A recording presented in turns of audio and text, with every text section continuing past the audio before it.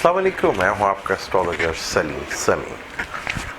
आज फिर हम किसी नए टॉपिक पे आपसे बात करेंगे और आज का टॉपिक जो आजकल हालात हैं पाकिस्तान और इंडिया, बल्कि इस खित्ते के हालात जो है, आज हम उसके ऊपर बात करेंगे। और एस्ट्रोलॉजी क्या कहती है, हमारा काम तो सिर्फ एस्ट्रोलॉजी से ही चीज़ों को देखना है। अभी भी कहा जा रहा है कि हालात मुश्किल हैं, टेंशन है और चीज़ें अभी भी नॉर्मल नहीं हैं। एस्ट्रोलॉजी क्या कहती है इसके बारे में आज हम उसके बारे में बात करते हैं और डिटेल से बात करते हैं। आज पूरे सैटर्न का और सैजिटेरियस में आना और इस खित्ते के पूरे हालात बदलना, आज इसके ऊपर डिटेल से एस्ट्रोलॉजी के रेफरेंस से बात करते हैं। और खान साहब का जो इंडियन पायलट जो हैं उनको रिहा करना, इतना बड़ा पीसफुल मैसेज, और ये इंडिया के लिए कितना बड़ा मैसेज था, ये शायद आज इंडियंस को नहीं पता चल रहा। आने वाला वक्त ज़रूर बताएगा कि ये कितना बड़ा एहसान इंडिया के ऊपर खान साहब ने जो उनके पायलट को छोड़कर और मोदी साहब की जो प्लानिंग थी उसको फेल किया, और क्या खान साहब की वजह से इंडिया में हालात चेंज हुए हैं, उसके बारे में भी डिस्कशंस करते हैं आज। पहले तो मार्च के महीने की बात करें तो मार्च का महीना बड़ा ही इंटरेस्टिंग महीना है। मार्च के महीने में 8 स्टार्स जो हैं हाउस चेंज कर रहे हैं। बहुत कम होता है एस्ट्रोलॉजी में कि एक ही महीने के अंदर 8 स्टार हाउस चेंज करें, यानी कि 6 और 7 की रात, 6 की रात और 7 की सुबह कह लें कि राहु और केतु हाउस चेंज कर रहे हैं। राहु जमनाई में आ रहा है जिसका साइन एयर है, और केतु सैजिटेरियस में आ रहा है जिसका साइन फायर है। जमनाई का रूलर मरकरी है और सैजिटेरियस का रूलर जुपिटर है। जहाँ पहले से सैटर्न बैठा हुआ है, केतु उसके साथ कंजक्ट करेगा और राहु के साथ उसकी ऑपोजिशन होगी। ये पहली स्टार कंडीशन कह लें। 13 तारीख को मरकरी रेट्रोग्रेड होके एक्वेरियस में आ जाएगा। 5 तारीख को वो रेट्रोग्रेड हो रहा है और 13 तारीख को वो हाउस चेंज करके एक्वेरियस में आ जाएगा, पाइसिस में है। फिर 15 को सन हाउस चेंज कर जाएगा। 21 और 22 को वीनस हाउस चेंज कर जाएगा। 22 और 23 को मार्स हाउस चेंज कर जाएगा और 29 मार्च को जुपिटर हाउस चेंज कर जाएगा। और मून तो एक घर में 2.25 दिन रहता है, तो वो तो पूरे महीने में पूरा ज़ोडिक साइन वो कर लेगा। कभी इसका कंजक्शन जुपिटर से होगा, कभी सैटर्न से होगा, कभी राहु केतु से होगा, कभी मार्स मरकरी, इन सब से होगा। यानी एक ही महीने में 8 स्टार का हाउस चेंज कर रहे हैं। तभी कहा जा रहा है कि हालात टेंशन और डिप्रेशन के हैं। बिल्कुल सही, इंडिया से अभी भी है कि कोई ना कोई वाकया ज़रूर हो सकता है। अब केतु का सैजिटेरियस में आना 6 और 7 तारीख को, और जमनाई का राहु में जमनाई आ जाएगा, तो ये ऑपोजिशंस राहु सैटर्न की हो जाएगी। अब राहु एयर साइन में बैठा हुआ है। अभी आपने ये देखा कि एयरक्राफ्ट कई सारे वाक़यात हुए, जिसे मैंने पहले भी कहा था कि राहु और केतु जब आएंगे तो आपको फ़ज़ाई हमले जो है देखने को ज़्यादा मिलेंगे। वो आपने देखा, राहु बड़ा स्टार है, वो अपना असर पहले से दिखाना शुरू कर देता है और ये आपने देखा भी है। अब सैजिटेरियस जो है वो फायर एलिमेंट है, साइन जो है उसका फायर है, लेकिन जिसके नक्षत्र हैं वो एयर और वाटर है।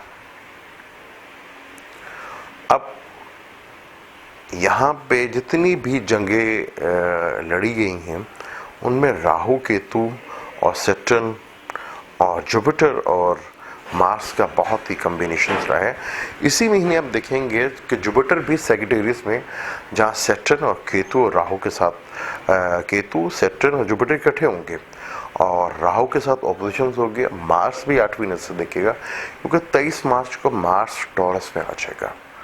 तो ये दुनिया के हालात तो काफ़ी टेंशन और डिप्रेशन से मैं पिछले 2, 2.5, 3 सालों से कह रहा हूँ कि सैटर्न का तब्दील होना, दुनिया में नए रूल और रेगुलेशंस आएंगे और दुनिया तब्दीली की तरफ इशारा मिलेगा, दुनिया तब्दील होगी। उसका आपने देखा कि बहुत से मुल्कों में, पाकिस्तान में भी अदलिया के थ्रू बहुत से फैसले हुए। अब इसराइल के वज़ीर-ए-आज़म का भी अदलिया से फैसला हो रहा है और इंडिया में भी ये चीज़ होगी। अब जब से सैटर्न आया है तो इस खित्ते के हालात बड़ी तेज़ी के साथ बदलते जा रहे हैं। 2013 के इलेक्शन में पाकिस्तान में मुस्लिम लीग नून की हुकूमत थी, मिस्टर नवाज शरीफ साहब थे, और 14 में मोदी साहब आ गए और 16 में महल गालिबन ट्रम्प साहब भी आगे थे। और आज सूरत हाल इस तरह है कि अभी सैटर्न जो है वो सैजिटेरियस में ही है, अभी राहु केतु भी नहीं आए। तो दुनिया, ये खित्ता ख़ासतौर पर ये हमारा भारत सगीर और के मिडिल ईस्ट वगैरह बड़ी तेज़ी के साथ चेंज हुआ। अब तालिबान के साथ अमेरिका के चल रहे हैं कि टेबल टॉक चल रही है कि यहाँ पे क्या सेटअप आना चाहिए, यानी कि अफगानिस्तान में भी पीस आने जा रहा है। अब पाकिस्तान इस खित्ते में बहुत ही ज़्यादा इम्पोर्टेंट अहमियत का हामिल है। पाकिस्तान में पिछले 10 सालों से जो हुकूमतें थीं और पाकिस्तान में जो अब जो केस खुल के सामने आ रहे हैं करप्शंस के और पैसों के, कि कितनी भरमार के साथ चीज़ें जो हैं, बाहर पैसा हमारा बाहर गया और किस तरह पाकिस्तान में गुर्बत बढ़ती चली गई। गुर्बत का 3 चीज़ों से बहुत ज़्यादा है। जब भी परेशान तो होता है, गरीब आदमी होता है, 3 चीज़ें एक हो, 3 की तिकड़ी अगर बने तो ये गुर्बत।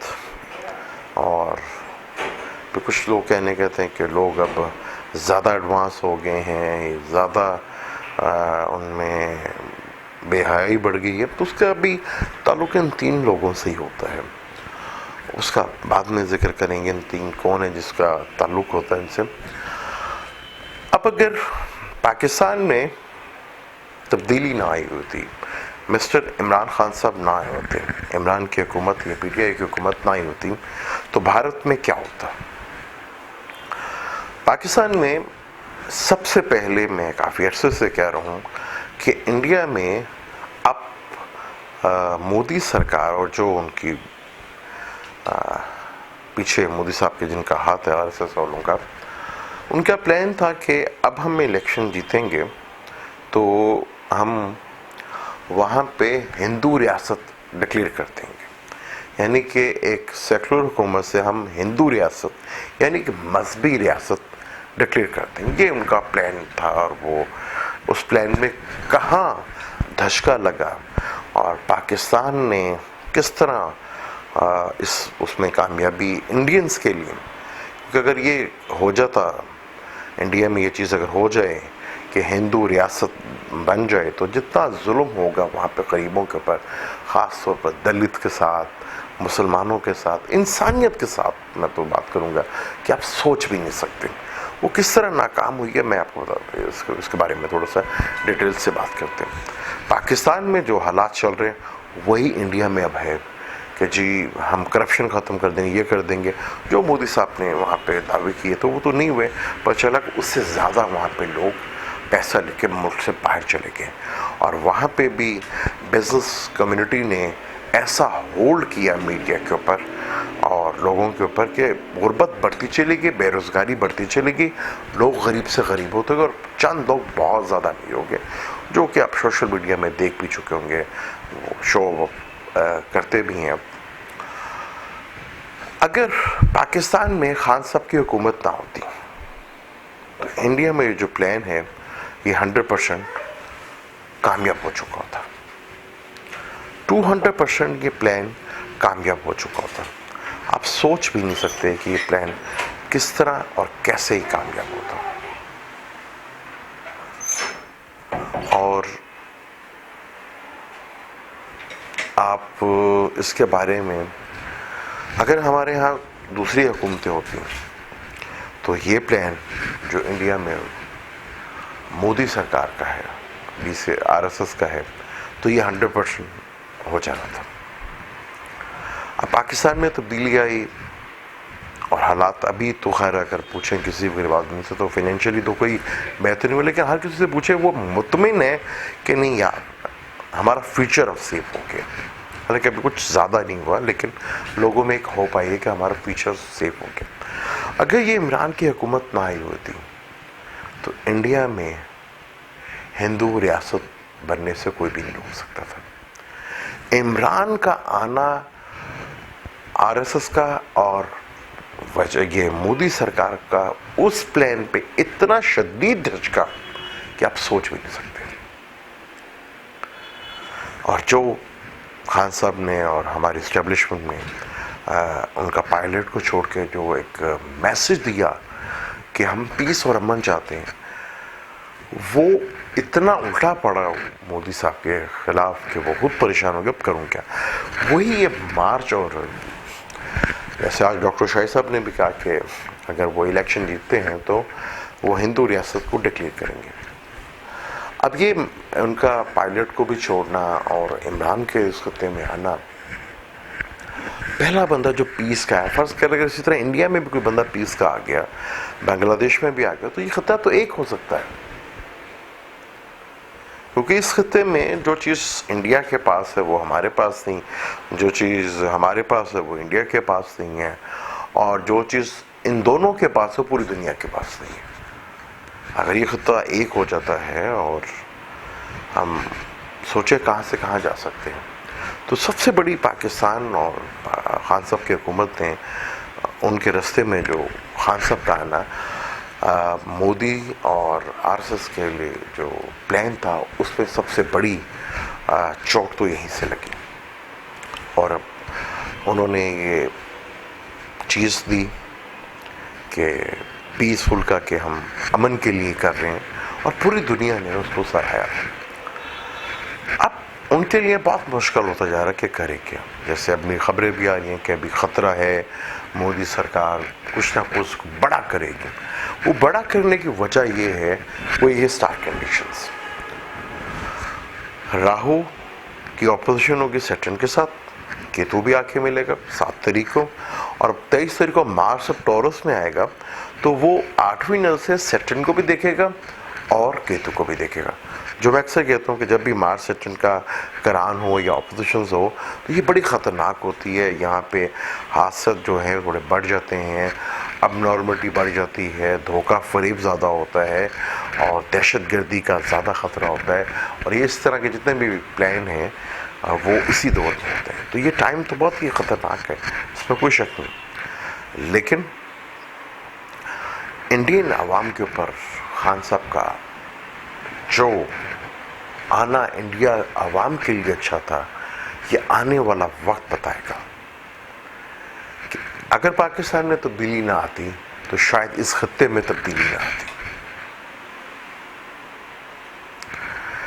सैटर्न और केतु और राहु के ऑपोजिशंस 26 जनवरी 2020 तक रहेगी। तो दुनिया में इसके जाने से पहले पहले एक दफ़ा पीस ज़रूर आएगा, और जितने भी ऐसे लोग हैं उनको ये एक्सपोज करेगा। इसराइल के वज़ीर आज़म उनको भी अपनी टेंशन पड़ गई है। ये तो मोदी सरकार, लोग जज्बाती हैं, इंडिया में भी बहुत हैं, अभी नहीं पता चल रहा कि ये हो जाएगा वो हो जाएगा। अब जिनका इंटरेस्ट है मोदी सरकार के साथ वो तो बहुत अच्छा कहेंगे, लेकिन अगर देखें इंडियन आवाम के साथ इंडिया कहाँ पीछे चला गया और कहाँ वहाँ पे दहशतगर्दी बढ़ गई, इसके बारे में तो आप सोच भी नहीं सकते। तो मैं काफ़ी अर्से से कह रहा था कि 2016 के बाद से सैटर्न के सैजिटेरियस में आना दुनिया में एक बहुत बड़ी तब्दीली के इशारे थे। सऊदी अरब में वलीअहद चेंज हुआ जो पहले कभी नहीं हुआ। पहले भाई आते थे, भाई को हटा के उनका बेटा आ गया, और उनकी सोच बड़ी पॉजिटिव सोच है, मैं बड़ा लाइक करता हूँ उसको। शहजादा प्रिंस सुलेमान अमन के लिए, हर मुल्क के अपने इंटरेस्ट होते हैं, वो अलग बात है, लेकिन इस खित्ते में बहुत बड़ी तब्दीली के इशारे मिल रहे हैं। पाकिस्तान में तब्दीली आ गई है, अफगानिस्तान में भी तालिबान आएंगे तो डेफिनेट 100% पीस आएगा। अगर मोदी सरकार फिर आती है और एक मजबूत रियासत बनती है, जो उसके बारे में बहुत मुश्किल होता जा रहा है, अगर फर्ज करें किसी तरह आ भी जाती है, क्योंकि इंडिया में दूसरी पार्टी कांग्रेस, उसका भी कोई बहुत ज़्यादा अच्छा कैरेक्टर नहीं हुआ, उन लोगों ने भी कुछ नहीं किया। इंडिया भी बुरी तरह फंस गया। इंडिया भी इंतज़ार कर रहा है कोई तीसरी बड़ी पार्टी आए जो वाकई वहाँ पे तब्दीली लेकर आए। कांग्रेस का एक लंबे अरसे से वहाँ पे हुकूमत है, बीच बीच में बीजेपी की भी हुकूमत आ जाती है, लेकिन इंडियन आवाम की कभी हालात ठीक नहीं हुए। बेहतर होंगे लेकिन हालात कभी ठीक नहीं हुए। अब क्या ये सैटर्न और कैप्रिकॉर्न का इधर आना, क्योंकि जब मार्स जमनाई में भी आएगा वो ऑपोजिशंस करेगा, और जुपिटर भी आ रहा है यहाँ पे। और जितनी भी मैंने थोड़ा सा जंगों का रिसर्च किया, जुपिटर का भी बहुत ज़्यादा इन्वॉल्व है। 71 में ऑपोजिशन थी सैटर्न की और उसकी राहु के ऊपर भी उसकी नज़र। तो ये बहुत ही बड़ा ही है। मार्च और अप्रैल काफ़ी चीज़ें इस महीने प्रॉब्लम्स में आ सकती हैं। अब मुझे दें इजाज़त, इंशाल्लाह इसी टॉपिक को लेकर आगे भी चलेंगे, आपसे बात करेंगे और थोड़ा सा और, क्योंकि मैं पिछले 2-2.5 सालों से इस पर रिसर्च कर रहा हूँ और क्या यहाँ पे अमन आएगा। और मैंने बहुत से ज़्यादा इसमें हेल्प कुरान से भी ली है, कुरान से भी मैंने हेल्प, बहुत सी चीज़ें कुरान ने भी बताई कि क्या होगा। सैटर्न का चेंज होना, मार्च में जितनी भी स्टार कंडीशन ये बन रही है, ये काफ़ी ख़तरनाक है। लेकिन अब यहाँ फाइट हो रही है अमन और फसाद की, देखते हैं कौन। लेकिन स्टार कंडीशन काफ़ी ख़तरनाक है, टेंशन्स वाली हैं, केयरफुल होकर रहना पड़ेगा और एक कौम बन के रहना पड़ेगा। कौम का भी सोचना पड़ेगा और पूरी दुनिया खत्ते का भी सोचना पड़ेगा, क्योंकि पाकिस्तान से ही तब्दीली वो आ रही है। अक्सर हम सुनते हैं कि जी पाकिस्तान फंसेगा, उसका सबसे बड़ा ये फैसला है। अगर पाकिस्तान में जो तब्दीली आई है उसका असर आप देख लें किस तरह इस खत्ते के ऊपर चेंज आ रहा है। दोबारा इंशाल्लाह इसी टॉपिक पर बात करेंगे आपसे। जाने से पहले अगर अभी तक आपने मेरे चैनल को सब्सक्राइब नहीं किया तो प्लीज़ उसे सब्सक्राइब कर लीजिएगा और बेल के बटन को ज़रूर दबा लीजिएगा। अल्लाह हाफ़िज़।